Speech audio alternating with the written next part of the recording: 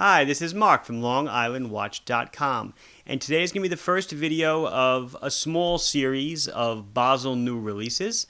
If you watched the Basel wrap-up video, I showed you some items I was able to get my hands on, take pictures of. Well, some of the stuff started coming in. We got some Aristos, some Messerschmitts. I'm waiting for the rest of those to arrive to do that video. But the first company to deliver everything was Squale. I saw 3 new colors of the SqualeMatic, and I knew I had to have them. So I got all 3 here. I'm going to do a little play in front of the camera so you can see them up close, because in my opinion, the photography that was provided by the manufacturer is lackluster at best. So I'm going to get my own photographs taken, and hopefully this video suffices to show you what they look like. So just to give you a little sneak peek, it's going to be a navy blue dial, and a root beer dial, and one more.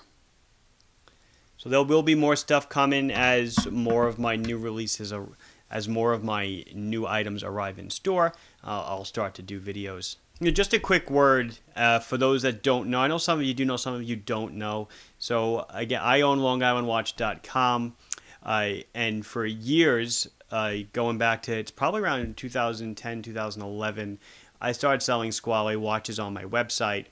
And then a few years ago, they went and got themselves a U.S. distributor.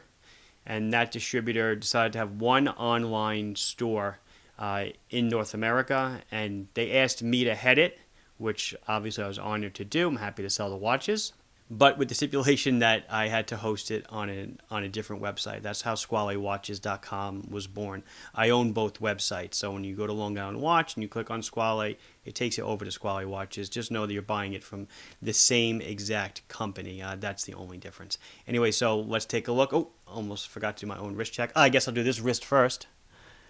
Of course, I have to wear my 50 Atmos, the polished blue.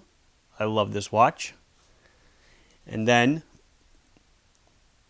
the Seiko Sarb 033. So that's it. Let's take a look at these Squale watches. So in Basel, Squale showed me a few new colorways on the Matic line. The Matic line was introduced, I believe, at last year's show in 2016. And they came out with a matte black, polished black, and then that turquoise blue dial that everyone knows so much.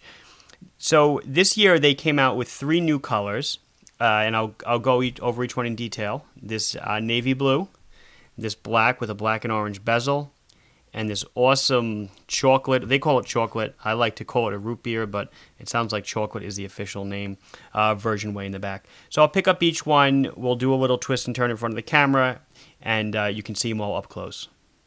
So of course the first one I'm going to show you is this new navy color. I'm calling it navy. So this is the Matic, or the 60 atmosphere watch, with the navy dial and a polished case. So let's go over some of the specifications first.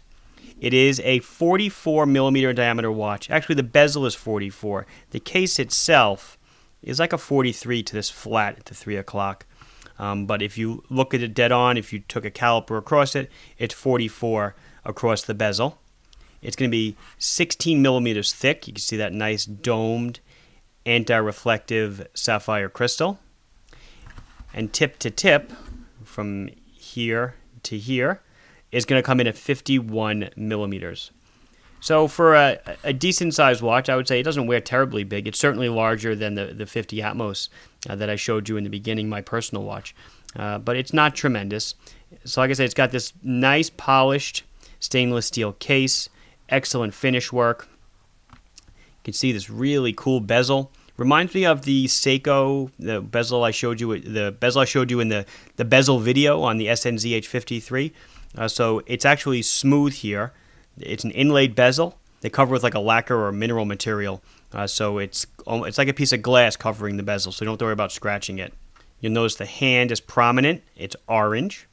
And the hour hand is not as prominent because, for a dive watch, the minute hand is the most important. But you'll notice from the bezel markings and stuff, this really isn't meant to be, a dive watch or a tool watch. I think it's more of a show watch, something that you can wear day in, day out. It's got awesome looks. I mean, check that out. Look at that. Look at the dial. How the light plays with the dome crystal. It is a double domed crystal. So what does double dome mean? Double dome means that It's domed on the outside. Great, we get that. But it's also domed on the inside. So if I take it out, you'd see the inside of the crystal is also curved.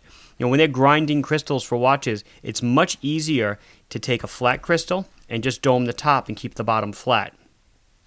It's much more difficult to grind the top into a curve and then grind the underneath into a curve and keep it uniform thickness throughout.